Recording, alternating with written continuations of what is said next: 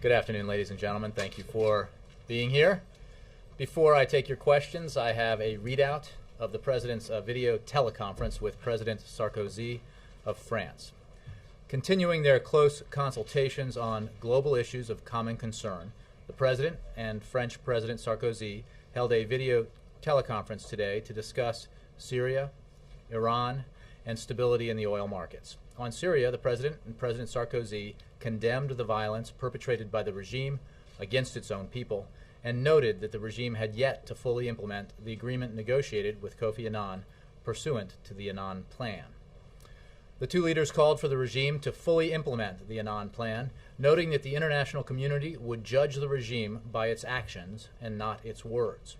On Iran, both leaders expressed hope that Iran would take advantage of the upcoming P5+1 talks to address the international community's concerns about the Iranian nuclear program. The President and President Sarkozy agreed to continue increasing the pressure on the Iranian regime through sanctions and other measures if Tehran remains unresponsive. Finally, the President and President Sarkozy agreed to continue their consultations about the tightness in global oil markets in line with previous conversations. With that, I will take your questions. On the Ann Romney, Hillary Rosen controversy from yesterday, what is the White House view of Hillary Rosen's remark that Ann Romney hadn't worked a day in her life? Is the President aware of it? Has he had any personal observations about it?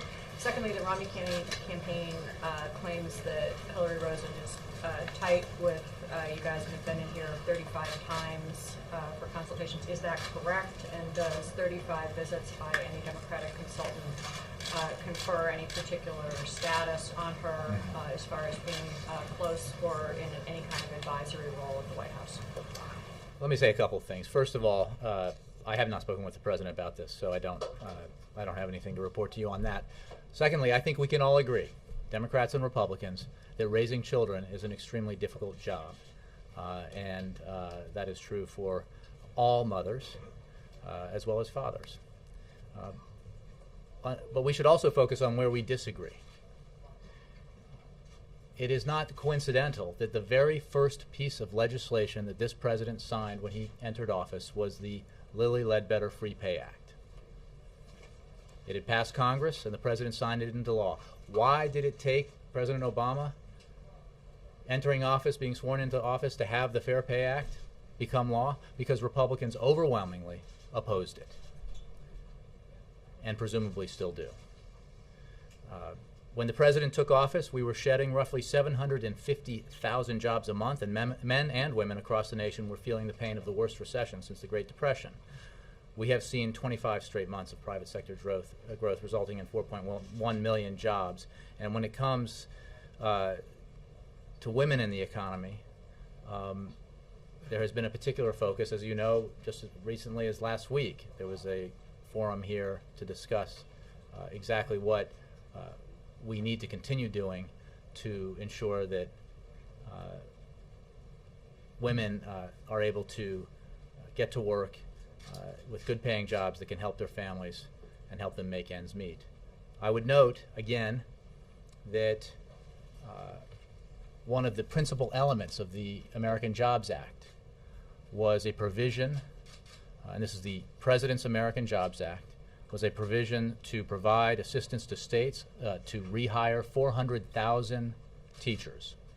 As you know, in this period of 25 straight months of private sector job growth, there has also been reductions in jobs in states and localities because of pressures on the on the budgets of states and localities. This assistance would have ensured that 400,000 teachers would have gone back to work. Teachers, as you know, women are represented disproportionately in our teaching corps across the country. Republicans overwhelmingly opposed that provision. In the Ryan budget, the Ryan Republican budget, 400,000 students would lose Pell Grants in 2013, and another 465,000 students would lose Pell Grants in 2014. In addition, 9 million students would experience cuts in their grants starting in 2013, which would deepen to as much as $1,150 per student. Roughly speaking, you can divide all those numbers by half in terms of the impact that those cuts would have on women. The Head Start program. In 2013, a $430 million cut to the Head Start program would result in 60,000 low-income children losing access to early childhood education. After that, $1.5 billion cut to the Head Start program would result in 200,000 low-income children losing access to early education. As some of you know, one of the cuts that would occur by our analysis, if the Ryan Republican budget were enacted into law, would be to the Women, Infants, and Children program, a program that has had long-standing bipartisan support. The Republican House budget resolution cuts $350 million from the Special Supplemental Nutrition Assistance Program for women, infants, and children. Cuts of this magnitude would require kicking about 700,000 pregnant or postpartum women, infants, and children off of WIC and denying another 100,000 from receiving critical foods necessary for healthy child development. I could go on, and I will, if I'm asked. The 35 visits? First of all, I haven't seen the records. I don't know that Hillary Rosen, I know 3 personally, women named Hillary Rosen, so I'm not sure that that those represent the person we're talking about necessarily. So I really can't comment on the number of visits since I'm not sure that's accurate. Well, how about the degree of this particular Hillary Rosen's? I don't know how many times she's been here. She's not she is a Democratic strategist. She's a CNN contributor, as far as I know. I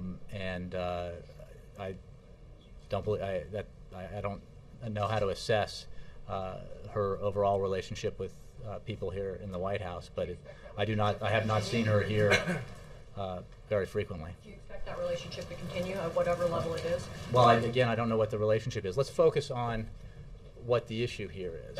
This is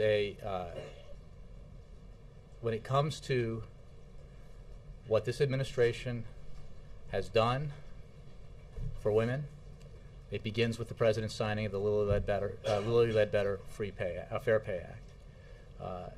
It continues with the emphasis on the need to put teachers back in the classroom. It continues with a variety of programs, including our opposition to the Ryan Republican budget and its dramatic cuts.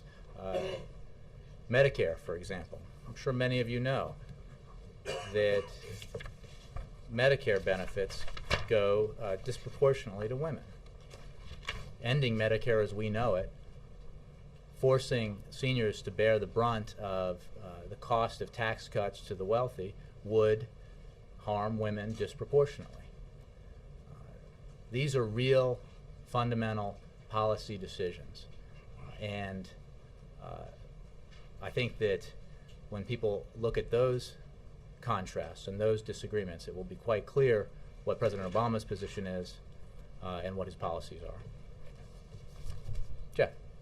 Jay, you've mentioned that the President and President Sarkozy discussed tightness in the oil markets. Did they discuss the possibility of releasing oil reserves? The President and President Sarkozy did discuss tightness in the global oil markets and agreed to continue their consultations. This conversation was in line with previous conversations. I have no new announcements to make at this point on that issue. French diplomats, though, have said before that particular piece of the oil market discussion was on the table. Can you say anything about that? Well, I think, as I said before, it should not be a surprise that in our conversations at various levels, including president to president, that we talk about some of the pressing global issues of the day, and certainly the tightness in the global oil markets is one of the issues that you would expect to be on the table and to be discussed. But again, this was in line with previous conversations, and I have no announcements to make on that issue. On Syria, Kofi Annan is calling for a UN observer team to go to Syria. Does the U.S. support that, and would U.S. officials take part in something like that? Well, let's focus on a couple of things. The fact of the matter is, Kofi Annan made clear that while there is something of a tentative ceasefire in place,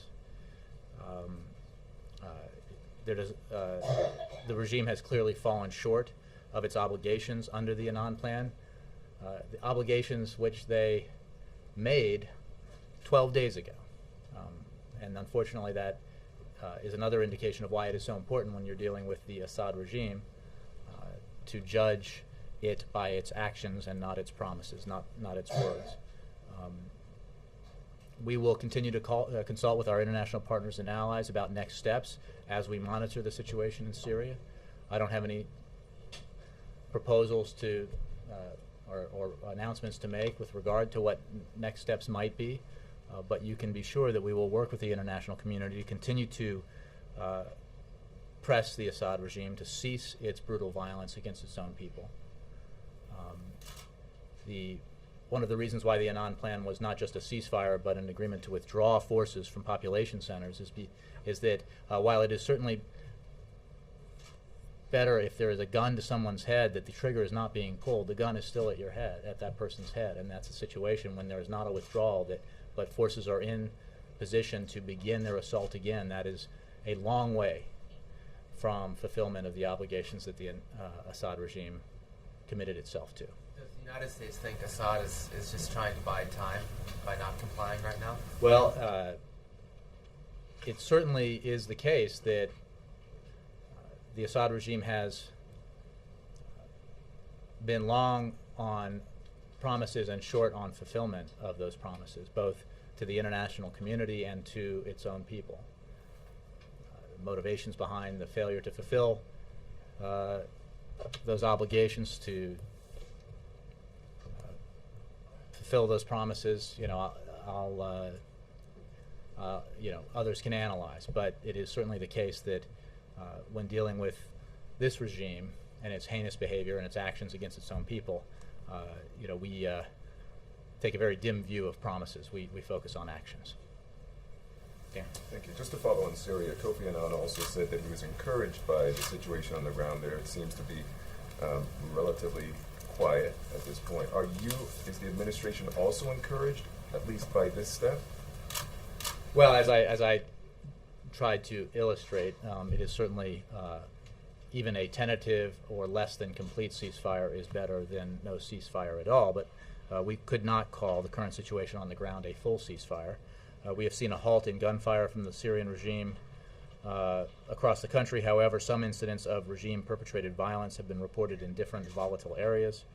The halt in gunfire would not constitute a full implementation of the ceasefire commitments under the Annan plan until the Syrian military, as I was saying before, including all weaponry, equipment, and personnel, have been pulled out of all urban areas.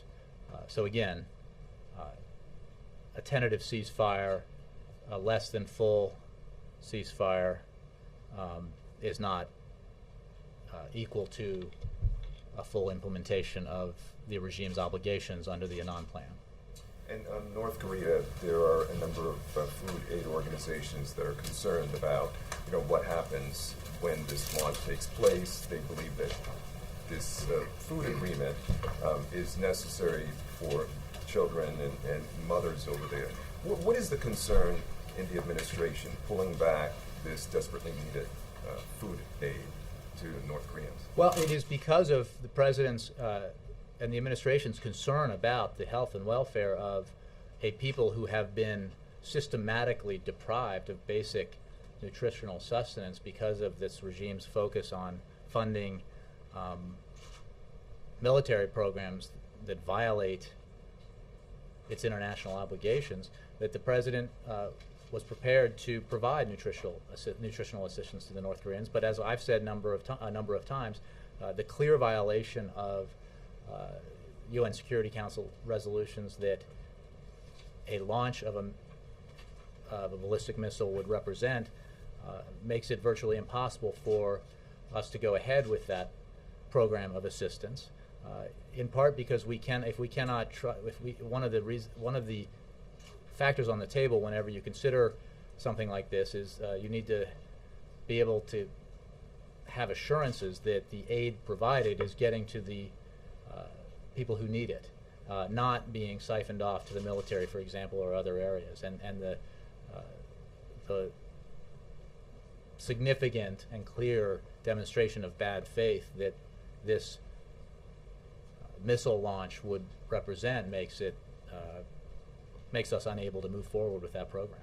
One official that we spoke with a food organization, sort of disputed that, saying that they don't see any problem at all making sure that this aid will get into the hands of the right people, that porridge and oil is not the kind of food that the elite would want to skim off or take. Well, I haven't seen that assessment. I'll trust the judgments being made by the administration on this about a regime that's one of the most isolated police states in the world, about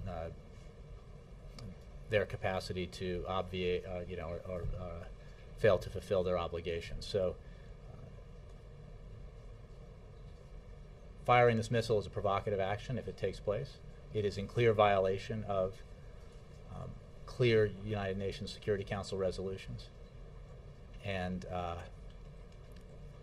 that was made very clear to the North Koreans, not just by us, but by others, and who are very concerned, by other nations that are very concerned about this. And we'll continue to monitor the situation there and consult with our allies as the situation develops. Yes, Mary. When Ms. Rosen did visit the White House, regardless of how many times, can you explain what issues brought her here? What matters did she help with? I don't know. I haven't looked at that. I mean, I would have to check, or you could ask her. Yeah.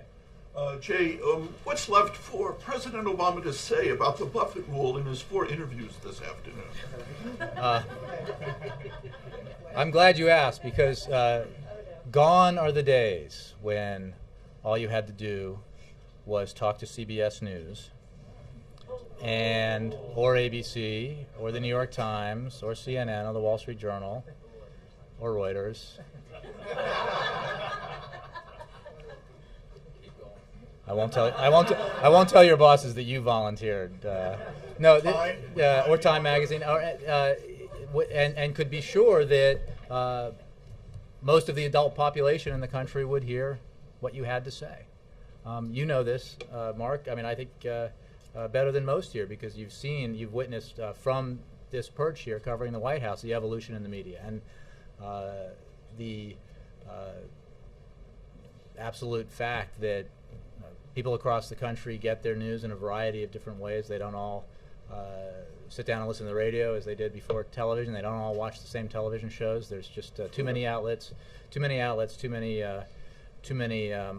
So that makes it more of a challenge for anyone who's trying to reach out and communicate with the American people, whether he or she is a president or anybody else. And that's why the president continues to talk about his policy initiatives with a variety of different people in a variety of different forums, because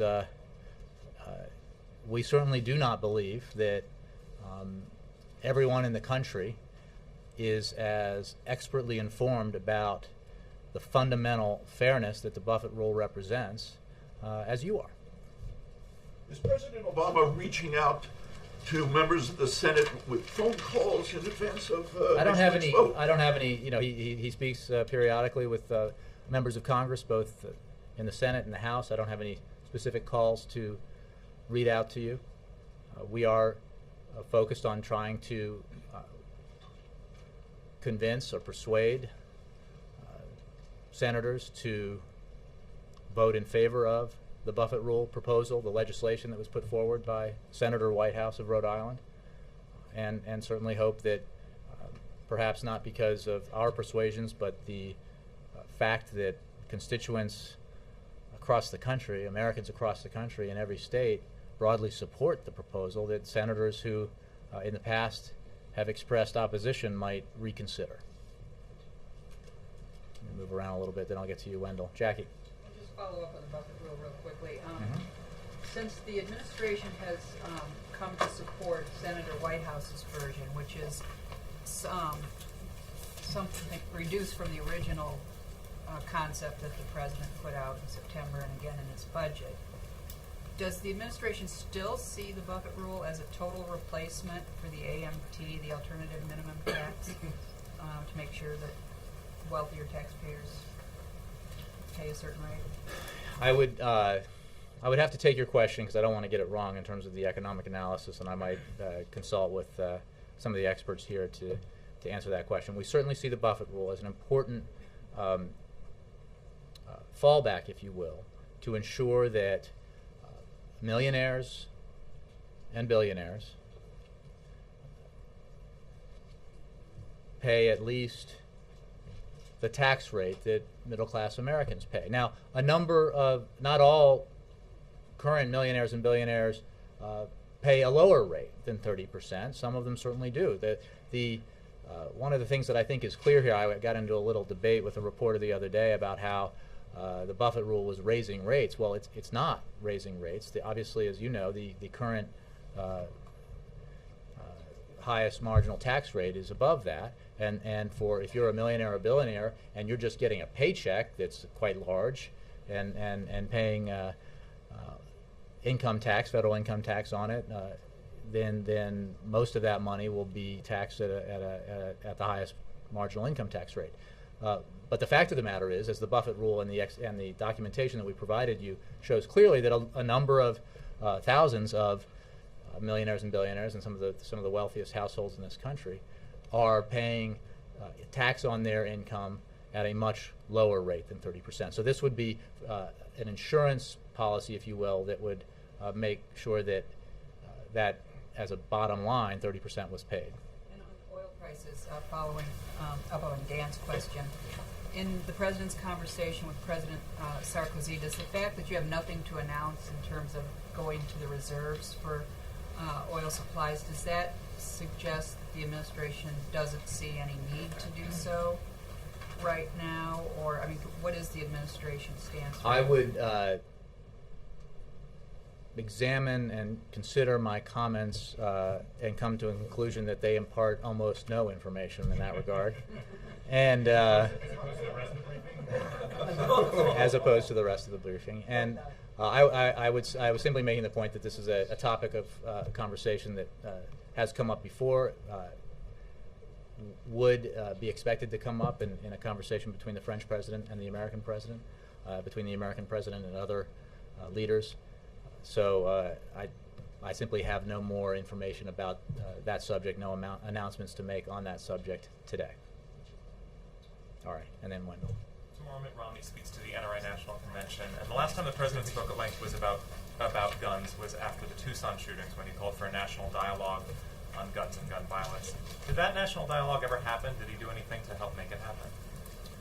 Well, as you know, President Obama has called for common sense measures that protect the Second Amendment rights of law-abiding citizens and improve public safety by keeping guns out of the hands of those who should not have them under existing law. The President directed the Attorney General and the Department of Justice to work with a diverse group of stakeholders to accomplish those goals. They have made progress, for example, towards improving the amount and quality of information in the background check system. For more details about that ongoing effort, I would refer you to the Department of Justice. Is that the dialogue he was referring to, sort of an internal Justice Department? Well, this was those efforts by the Justice Department are specific, obviously, to the administration. That the dialogue that exists in the country on these issues, I think, is always present and continues. Can I follow on that? Sure. Last week in the Rose Garden, President Calderon said that the gun violence in Mexico started to escalate. You could trace it to the 2004 when the assault weapons ban in the United States expired. So does the president support renewing, extending that ban, and what has he done about it? Well, Bill, the president's views on the need for common sense measures that protect Second Amendment rights, but ensure that those who should not have guns under existing law are well known. I don't recall. I certainly didn't discuss with him President Calderon's comments, so I don't have any updates for you on specific legislation. That expired in 2004. Has the president taken a stand on extending that? Or renewing? I'll have to get back to you on that. I don't have any new information on that. Wendell. Former administrator of BSA says recent stories about spending patterns there suggest a systemic failure of the system there. Does the president agree with that? And is he concerned that these spending patterns might be more widespread across the government? People being sent to Hawaii 5 days for an hour-long ribbon-cutting ceremony, for example. Well, a couple of points. I think on his first day in office, as you know, Wendell, President Obama made clear that the people who serve in his administration are keepers of the public trust and that public service is a privilege. And under his leadership, this administration has taken historic steps to protect taxpayer dollars and eliminate waste across the federal government. As you know, when the White House was informed of the IG's findings in this case, we acted quickly to determine who was responsible for such a gross misuse of taxpayer dollars. I think you know that when the president was informed before his trip to South Korea about this case, he was outraged by what he heard, by the excessive spending, the questionable dealings with contractors, the disregard for taxpayer dollars, and he called for all of those responsible to be held fully accountable. And I think the administration has acted accordingly in response to this. We are constantly on the lookout for waste of taxpayer dollars. And again, when this matter got to the White House, it was acted on with incredible speed and at the behest of the president, who was outraged by what he learned. Those responsible are being held fully accountable. The fact that this actually occurred suggests that your lookout might need to be expanded. Look, I think that what happened here is there was an Inspector General investigation, which is appropriate. When the findings of that investigation were made known to the White House acted with extreme dispatch out of concern for the misuse of tax dollars that the report enumerated. And the president was outraged, as you know. All the way back. Alexis. Follow up on Mark's question. Can you just, for those of us who are wondering how the four anchors, the actual stations were chosen, is it because of the importance of the states, or what's the intersection between the Buffett rule and Iowa, Ohio, Nevada, and Missouri? I would say that we are very interested in making sure that the residents of those four states are aware of the debate, are informed about the issue, and if they feel, as a majority of Americans feel, that the Buffett rule is fair, that it is the right thing to do to ensure that millionaires and billionaires pay taxes on their income at a rate commensurate or equal to what middle-class Americans pay and no lower than that, then they will have their voices heard if they feel passionately about it. So it's meant to get the message out, and get the message out, in this case, in states where we think it's useful to get that message heard. April, I'm going to get in trouble. April, yeah. Jay, I want to go back to something that Ari asked you and some other things. With the recent headlines involving guns, has the White House decided now maybe it's time to start that dialogue? Well, again, April, I think I answered this question. The Justice Department is engaged in a process at the direction of the President. The President's principles are well known about the need to protect Second Amendment rights, but to ensure that those who should not have guns under existing law do not have access to guns. And that process will continue, but for details on it, I would refer you to the Department of Justice. Typically, when presidents feel that they want to push an issue, they put some skin in the game. Mm-hmm. They go on the Hill, maybe even make calls on it. I want to separate here. There's an investigation going on a specific case in a specific state here, and you're making a connection between initiatives or actions in that case, and I want to make sure that it's clear here that we're not commenting on an ongoing investigation. The president is focused in the same way on this issue and to the same degree on this issue as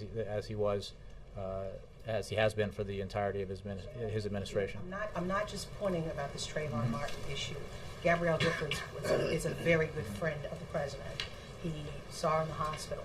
He was by her side, and he was very concerned, and he started talking about guns.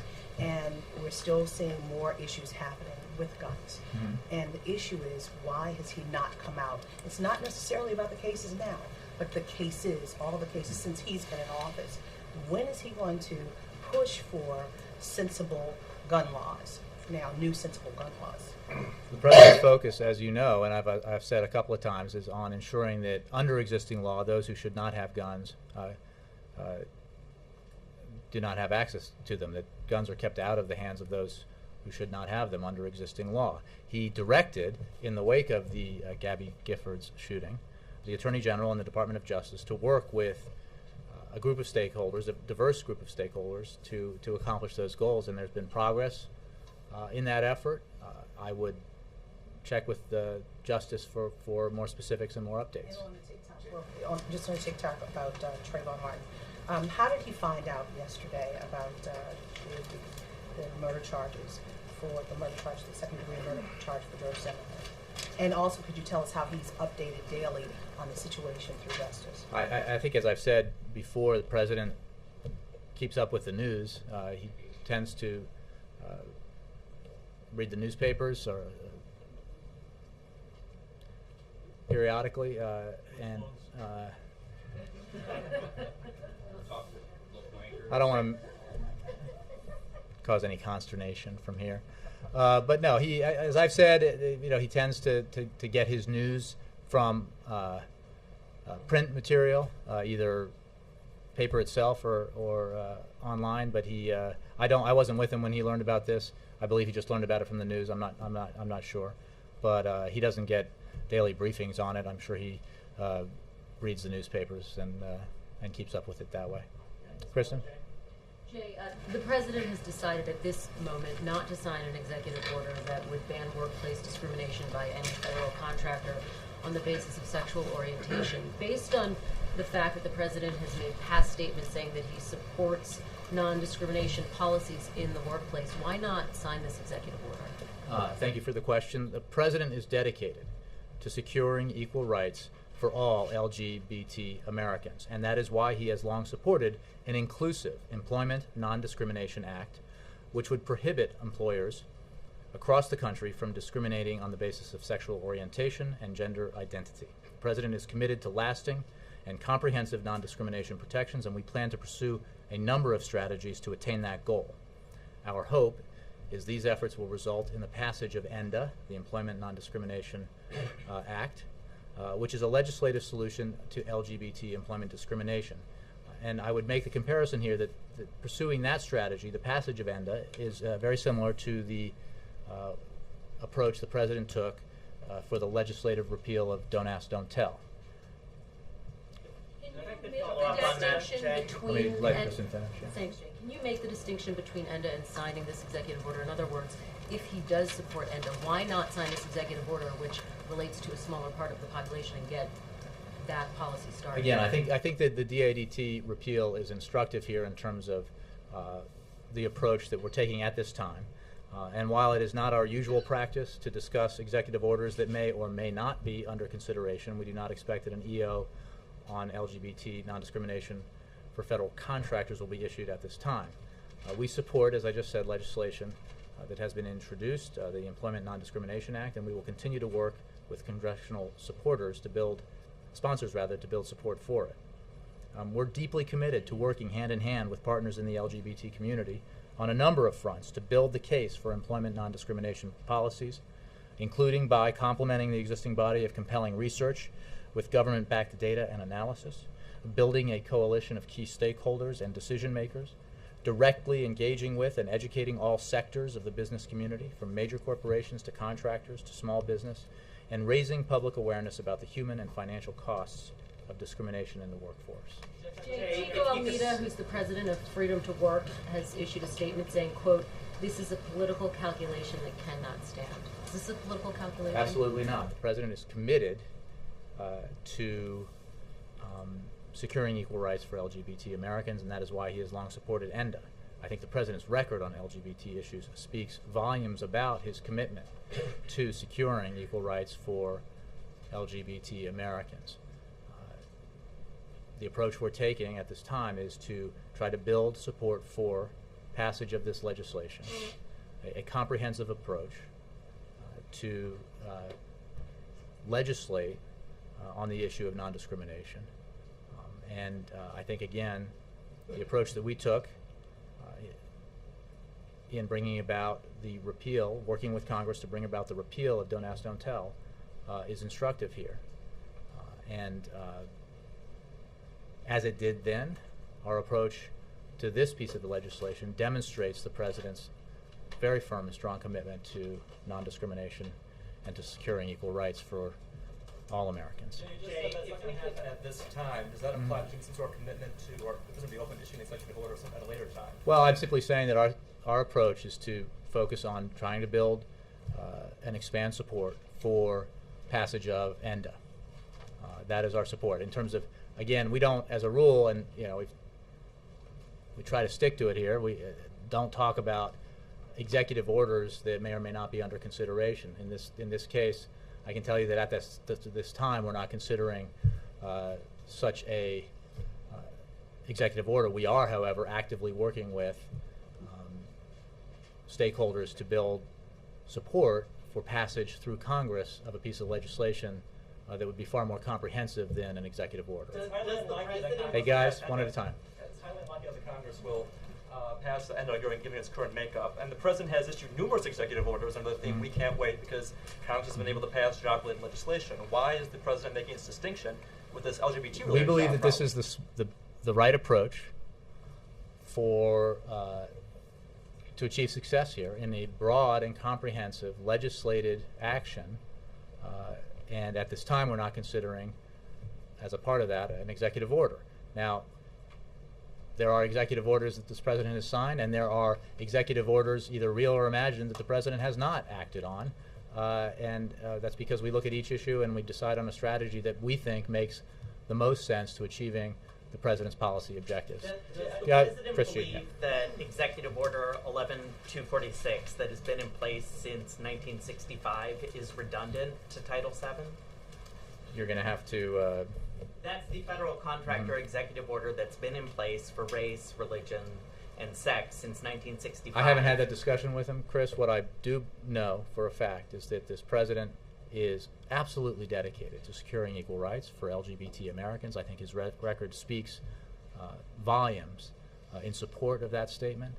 And I think that the strategy that he pursued and the work that he did with Congress and with allies in support of repeal of Don't Ask, Don't Tell testifies to his commitment.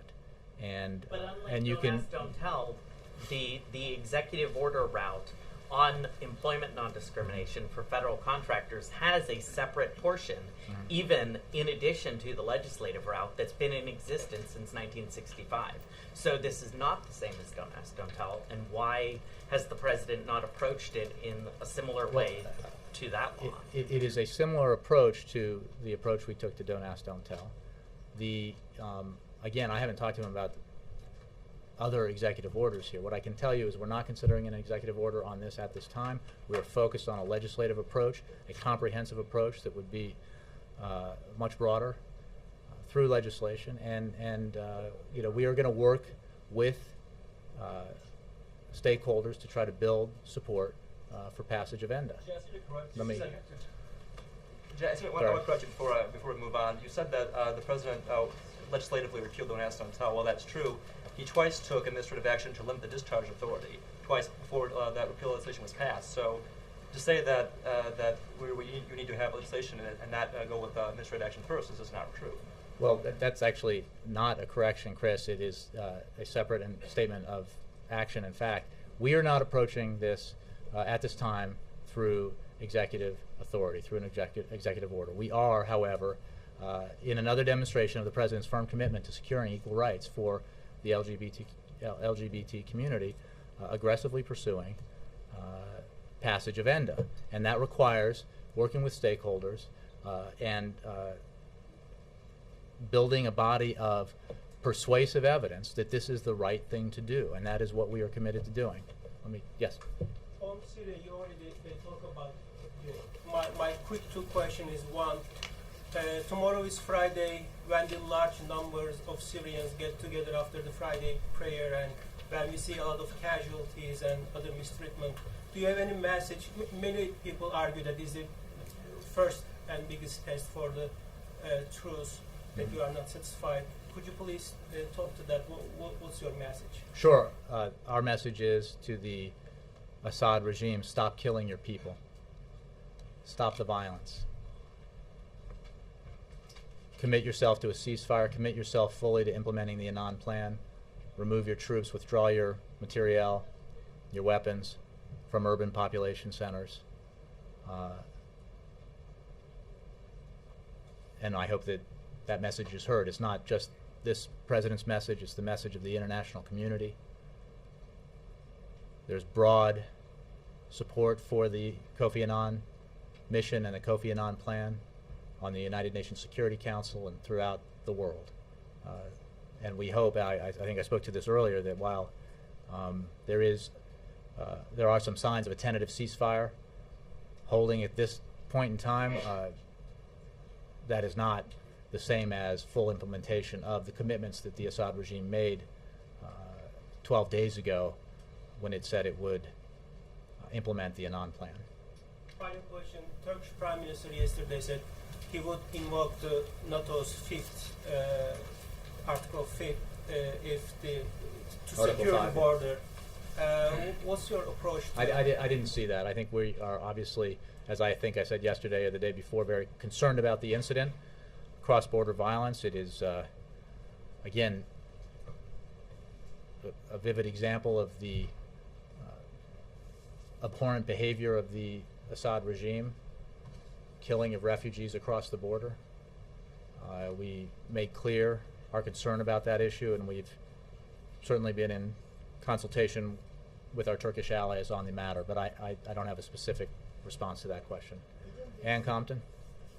Jay, could you clarify what the president was talking about yesterday when he mentioned former President Reagan going out and talking about, in the sense of tax fairness? Mm-hmm. What does he think President Reagan was promoting? Does he believe the president was promoting a sure. higher tax rate for the wealthy? Here is a classic misunderstanding, and I'm assuming not a deliberate misrepresentation of what the Buffett rule is. It is not a higher tax rate. It is a rule to ensure that millionaires pay income tax, a tax on their income, no lower than 30%, so that it is equal to what middle-class Americans pay. Again, this is not about raising marginal rates. The president does believe, separate from this, but he was already talking about the Buffett rule, that we should let the high-income Bush tax cuts expire. The Buffett rule would simply ensure that if you're like Warren Buffett or many other millionaires and billionaires out there who, by taking advantage of the existing tax code, pay something, on the order of 10 or 15 or 20% or whatever on your income, that's not fair when middle-class Americans, like Warren Buffett's secretaries, like the assistants that were here yesterday at this event, they should not be paying, or representative of this problem, they should not be paying taxes on their income at a higher rate than millionaires and billionaires. And I think that if you hear what Ronald Reagan simply said was, he used an example that could almost be ripped from today's headlines, right? He said he had a CEO contact him, he made 6 figures, which at that time was like being a millionaire, and who could not believe and did not think it was fair that he was able to, through perfectly legal means, because of the loopholes in the tax code, pay taxes at a lower rate than his assistant. That is exactly the point that Warren Buffett has been making. It is exactly the point that President Obama has been making. And so someone who takes in a couple of $1 million of capital gains and pays the 15% rate and does it legally, the president does not want that person's tax liability to go up. We've spoken very clearly in our budget about capital gains rate with regards to people making more than, millionaires and billionaires, about the carried interest law? And the answer is yes. We do not believe that hedge fund managers, it's a perfect example, should be paying tax on what, by any common sense definition, is income. It isn't even capital. It's not capital profit. It's income at a 15% rate. When most folks who are earning a paycheck are paying at a much higher rate. That does not seem fair to the president, and it doesn't make economic sense. And you know why? Because we tried it.